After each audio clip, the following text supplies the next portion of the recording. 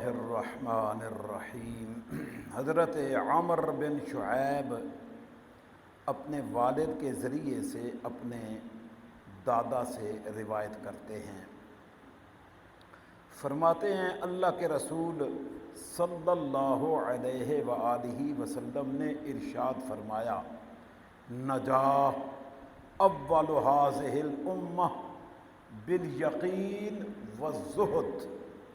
فرمائے اس امت کے پہلے لوگ نجات پائیں گے یقین اور زہد کے ساتھ، ان کے اندر یقین بہت کامل اور زہد میں وہ کمال کے درجے پر پہنچے ہوئے، اور فرمایا وَيُهْلِكُ آخِرُ هَذِهِ الْأُمَّةِ، ہلاک ہو جائیں گے اس امت کے آخری لوگ بالبخل والعمل، بخیلی کنجوسی کی وجہ سے اور لمبی لمبی آرزویں خواہشیں قائم کرنے کی وجہ سے وہ ہلاکت میں چلے جائیں گے۔ اس حدیث مبارکہ میں ہمیں کریم آقا صلی اللہ علیہ وسلم نے تعلیم یہ دی ہے کہ سابقون الاولون، اس امت کے جو پہلے لوگ ہیں وہ یقین اور زہد کی وجہ سے نجات پائیں گے۔ ان کو اپنے رب پہ یقین کامل، ان کو اپنے رب پہ یقین کامل، وہ اس پہ توکل اور بھروسہ رکھنے والے، اور زہد میں، تقوی میں، ورع میں وہ کامیاب اور آگے بڑھنے والے۔ اور فرمائے اس امت کے پچھلے لوگ، آخری لوگ بخیل، کنجوس، اللہ کی راہ میں لگانے سے گھبرانے والے، دنیا کے کسی کھاتے میں بھی لگانا پڑے کھل کے لگانے والے، اور رب کی راہ میں لگانے کا ٹائم آئے تو پھر انہیں 100 طرح کے ہیلے بہانے یاد آ جائیں۔ اور عمل والعمل عین کے ساتھ نہیں، حمزہ کے ساتھ، اس کا مطلب ہوتا ہے کہ امیدیں قائم کر لینا، بندہ امید قائم کر لے۔ جیسے نوجوانی میں لگتا ہے بندہ جی ابھی اب بڑی عمر پڑی ہے، پڑھ لیں گے نمازیں، عبادتیں ہوتی رہیں گی، تو ابھی بڑا وقت پڑا ہوا ہے، تو بندہ ایسے ہی اپنی امیدیں قائم کر لے۔ تو فرمایا پچھلے جو ہیں ان کی ہلاکت کا سبب بخل ہوگا اور امیدیں قائم کرنا ہوگا۔ تو آج جس زمانے سے ہم گزر رہے ہیں ہمیں دیکھنے کو مل رہا ہے کہ ہم بخل سے کام لینے والے ایسے کہ ہمارے ہاں یہ سیلاب کی مصیبت بنی ہے، تو مہنگائی دیکھیے کس دور سے شروع ہو گئی ہے۔ حالانکہ مصیبت آئے تو قوموں میں آسانیاں پیدا کی جاتی ہیں۔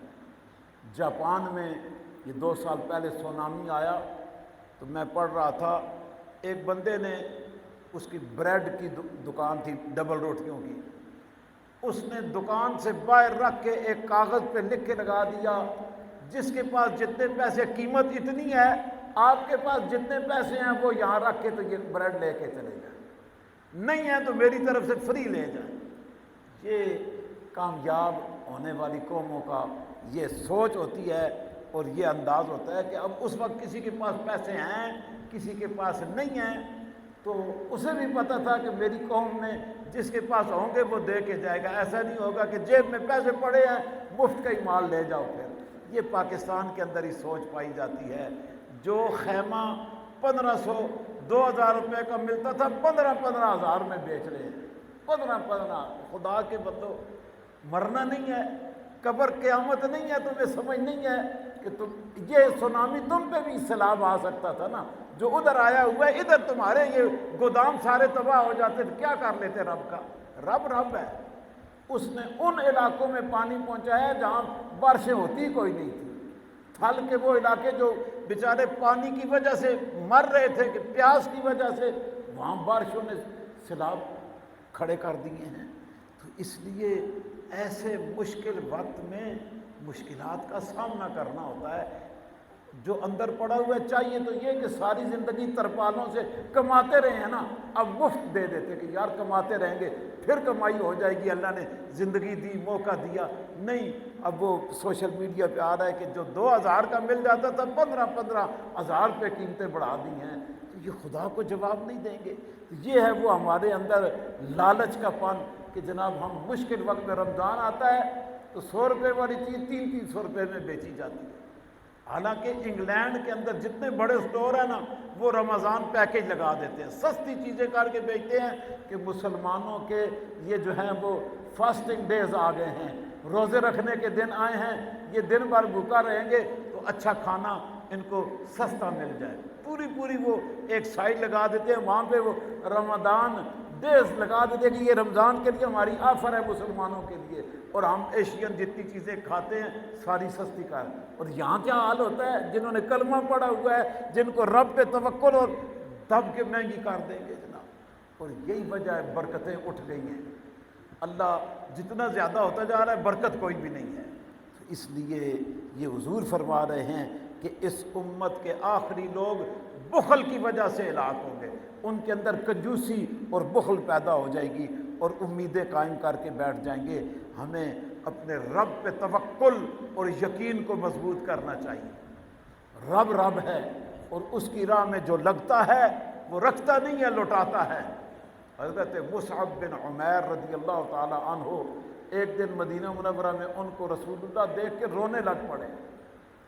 فرمایا مصعب تو وہ ہے کہ مکی زندگی میں لینڈ لارڈ تھے، مکہ میں اسلام لانے سے پہلے ہر روز نیا جوڑا پہنتے تھے اور دوبارہ نہیں پہنتے تھے، اتنا اللہ نے مال دیا ہوا تھا کہ ہر روز نیا جوڑا جو صبح سے شام تک پہنا ہے اتارا ہے، دوبارہ نہیں پہنیں گے۔